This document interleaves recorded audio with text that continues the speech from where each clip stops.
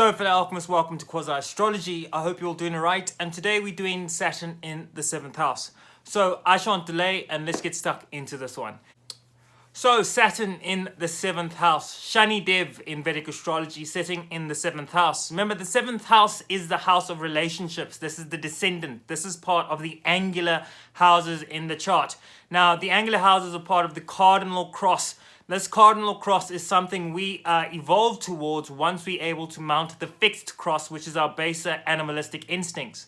So what happens is when we have the cardinal cross in our chart, when we're dealing with the cardinal cross, we're dealing with all the generation of energy in the chart.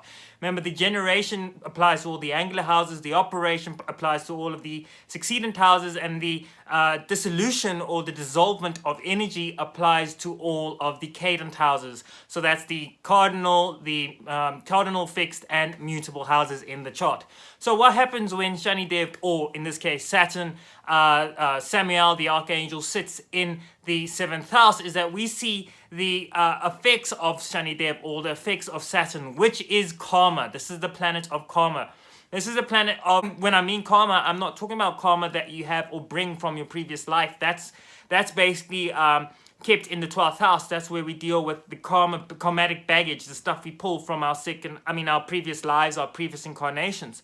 But in this case, I am talking about Saturn in the sense of the karma now here in this incarnation. The things we generate, the things we afflict on ourselves, and the things we afflict on others, thus making it a karmatic debt almost that we have to pay off either in this life or we have to drag it with us. And that's processed in the afterlife, and either we take some of the lessons and some of the karma we need to deal with in the afterlife to our next incarnation, or we deal with it then.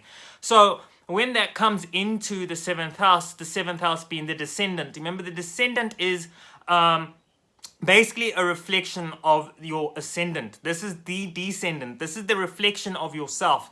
And what happens is that whatever you're looking for, or whatever you're looking for in yourself and you don't feel that you actually have or embody, you look for it in other people. And that's where we have a lot of the issues divulged from having Saturn or any sort of planet sitting in the 7th house, is that we don't realize that energy that we're looking for, that energy that we're trying to seek out, is actually energy that's very much inside of who we are. Remember, it is aspecting the 1st house. It is pulling from the polarity of the 1st house. And so whilst Aries, which rules over the 1st house, is all about the self, and Libra, which rules over the 7th house, is all about others, you can see why when we look at others, we're trying to find aspects of ourselves in them. So the 7th house is pulling from that polarity. The 7th house, of course, as I've just mentioned, ruled over by Libra, ruled over by, in esoteric astrology, the third ray. The third ray of active intelligence, Brahman. This is our way of communicating, reaching out, defining, processing, giving aspects and concepts and characteristics to, going through and dealing with different elements and principles and merging them together. And so that's what we have in the 7th house. And that's why actually Saturn exalts in the 7th house, because Saturn is an airy planet. Libra is cardinal air. The 7th house is a cardinal angular planet which deals with air. Is that Saturn comes into this place and can exalt in regards to your ability to communicate, your ability to be diplomatic, because this is the sign of the diplomat.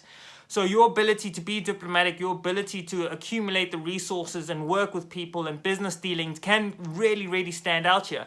So because Saturn is a genderless planet, there's a lack of potency that comes with Saturn. So there might be a lot of limitation in regards to the people you kind of deal with and try and seek romantic connection with. That being said, again, you might, because Saturn deals with elderly people, it's symbolized for the elderly, more mature, more who contain a level of gravitas. You might look for people who are, or have relationships with people, or open up sort of communication with people who are from a couple of years ahead of you, or a huge chunk of years ahead of you, and be more involved with them and find a better common ground with them and those around you, rather than people who are perhaps your own age or people who are younger than you. you'll find that in people who are older than you. So there is some advantages to Saturn. Remember, again, Saturn isn't necessarily about restriction and delay. Whilst it does bring that into your life, it's because it is purifying the area in your chart.